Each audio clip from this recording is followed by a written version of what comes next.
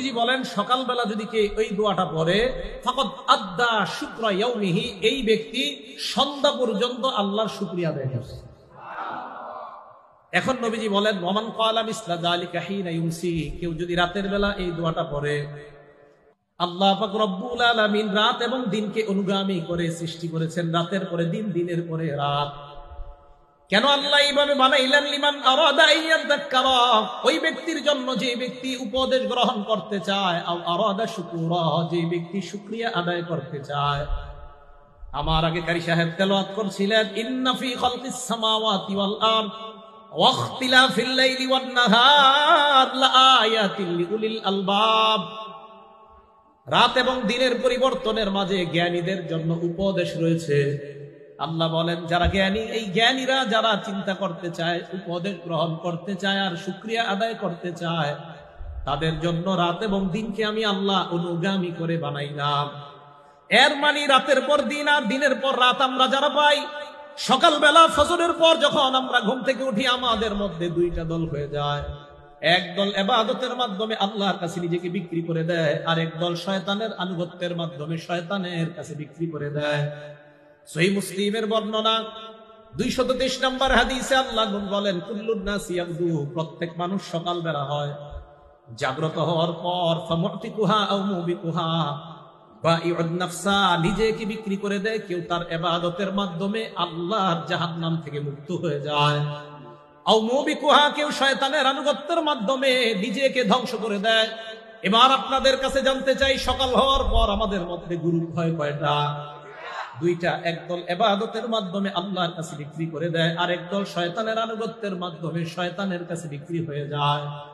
যারা ইবাদতের মাধ্যমে বিক্রি করে দেয়, আল্লাহ বলেন আল্লাহ নবী বলেন ফাবাইউন নাফসা, তারাও নিজেকে বিক্রি করে দেয়। এর মানে আমরা সকালবেলা নিজেকে বিক্রি করি দুইটা অবস্থা, এক নাম্বার আল্লাহর কাছে, আরেকটা হলো শয়তানের কাছে। আমরা কাদের কাছে, কার কাছে বিক্রি হব বলেন? আল্লাহর কাছে। এখন কথা হলো এই রাত এবং দিন আর দিন এবং রাত এর শুকরিয়া 24 ঘন্টা আপনি কিভাবে আদায় করবেন, যে 24 ঘন্টা শুকরিয়া আদায় করা যায় কিনা।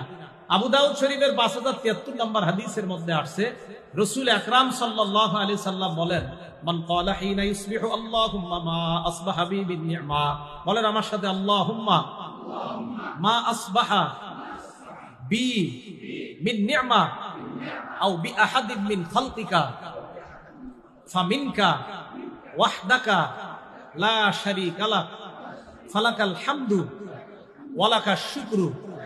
নবীজি বলেন সকালবেলা যদি কে ওই দোয়াটা পড়ে ফাকাদ আদ্দা শুকরা ইয়াউমিহি, এই ব্যক্তি সন্ধ্যা পর্যন্ত আল্লাহর শুকরিয়া আদায় করছে। এখন নবীজি বলেন ওয়ামান ক্বালা মিসলা যালিকা হিনা ইউমসি, কেউ যদি রাতের বেলা এই দোয়াটা পড়ে, রাতের বেলা কিভাবে পড়বেন? এইভাবে আল্লাহুম্মা মা আমসা বি বিন নি'মা আও বি আহাদিন মিন খালকি, শুধু আসবাহার জায়গায় আমসা লাগায়া দিবেন রাতের বেলা। আল্লাহুম্মা মা আমসা বি বিন নি'মা আও বি আহাদিন মিন খালকি ফামিনকা ওয়াহদাকা লা শারীকা লাক ফালাকাল হামদু ওয়া লাকাশ শুকরু। কেউ যদি সন্ধ্যায় এই দোয়াটা পড়ে, পরের দিন ফজর পর্যন্ত আল্লাহর শুকরিয়া আদায় করার সওয়াব পাবেন। তাহলে 24 ঘন্টা শুকরিয়া আদায় করার একটা দোয়া পাইলাম। আমি দোয়াটা আবার বলি, যদি পারেন মুখস্থ করে নেবেন, খালি শুনেন। আল্লাহুম্মা মা আসবাহা বি বিন নি'মা আও বি আহাদিন মিন খালকিক ফামিনকা ওয়াহদাকা লা শারীকা লাক ফালাকাল হামদু ওয়া লাকাশ শুকরু। এটা হলো সকালবেলা পড়বেন। আর সন্ধ্যায় পড়বেন আল্লাহুম্মা মা আমসা বি বিন নি'মা আও বি আহাদিন মিন খালকিক ফামিনকা ওয়াহদাকা লা শারীকা লাক ফালাকাল হামদু ওয়া লাকাশ শুকরু। এই দুইটা দোয়া দুই সময় পড়লে 24 ঘন্টা শুকরিয়া আদায় করার সওয়াব পাবেন।